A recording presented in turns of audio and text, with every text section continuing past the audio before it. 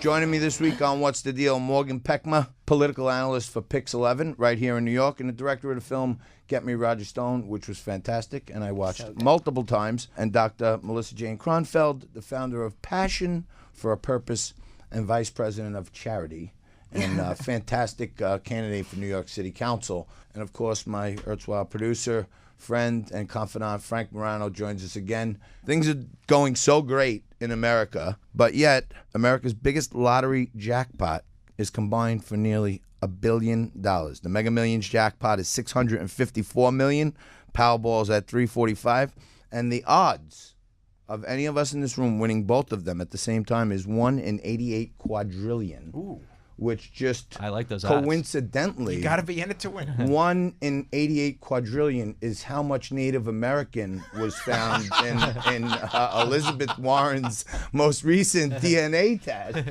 And either she hit both lotteries at the same time or she ain't Native American, but I guess that'll all come out. But what does it mean in the middle of supposed great economy? Everybody's buying lottery tickets. They got extra money or they need money? I listen. My parents were religiously, every single week they went and bought lotto tickets. And God bless my father, who passed away a few years ago. He certainly did not need to in any way, shape, or form win the lottery. But he went out and did it every single week. It's the fool's tax. I don't get it. I would never bought a lotto ticket in my life. I never would. Essentially what you're doing is giving $5 to somebody else in Iowa, Wisconsin, Idaho, who you're never going to meet, who's probably going to lose it within 10 years. And, you know, if we believe what they say about lotto winners, that they wind up either spending all the money right away. They don't get good advice because they tend not to be in a situation to do so. So it makes no sense to me. Never has, never will. Morgan, when lotteries were instituted here in New York, the big story was that all the money that the state makes from the lottery is going to go straight to the education fund. Sure. When it actually goes to promoting the lottery. Yeah. That's the #1 expense that the lotto has, is just perpetuating itself. I mean, whether it's the fool's tax, I've always thought about the lottery as a tax on the poor. Whether it's reflective of larger problems with our economy, I'm not so sure. So, you know, whether we can isolate larger trends, I mean, I do think that this great economy, as you put it, I don't know to what degree it's really trickled down to poor people, to people struggling on the margins of our country. I haven't seen the empirical evidence of that.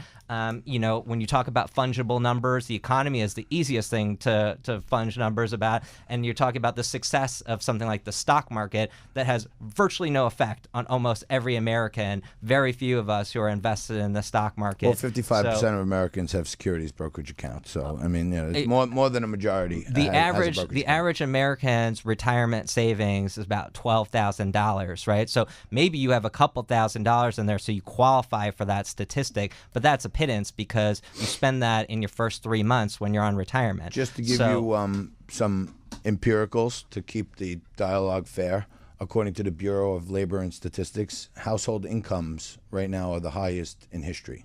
So there is some trickle down adjusted for inflation. Yeah. Because if we adjusted for inflation, I don't think that's probably true. Well, and these are the same statistics that Trump didn't believe under Obama, but he believes now that he's president.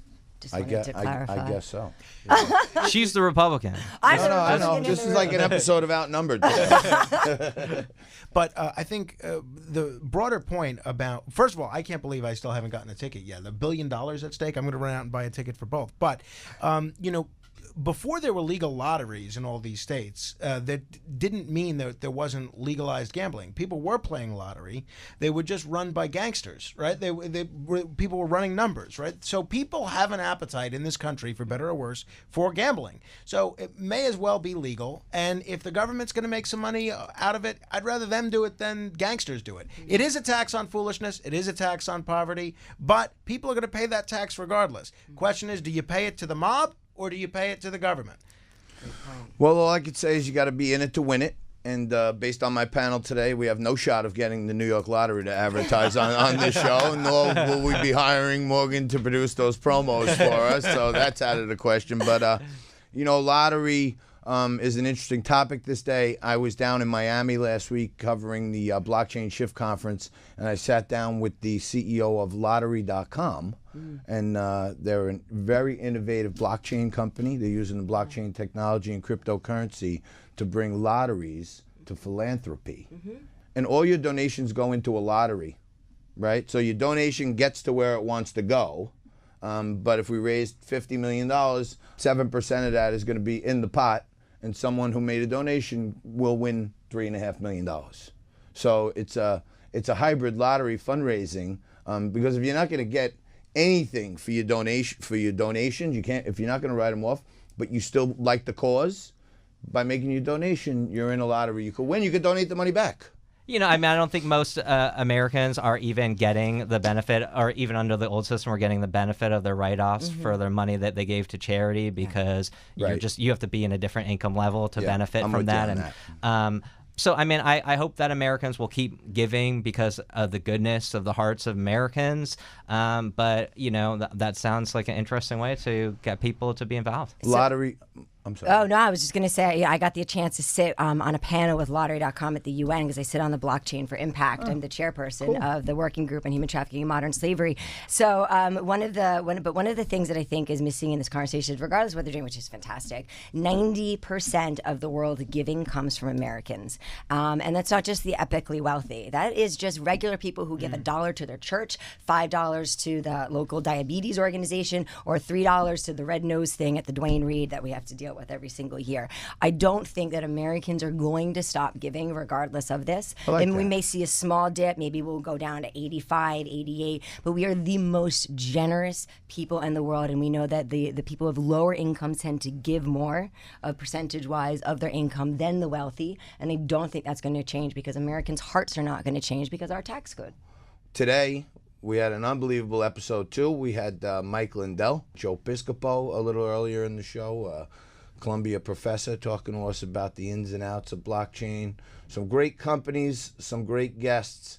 That's the end of the game, and we'll see you next week right here on What's the Deal on Newsmax TV.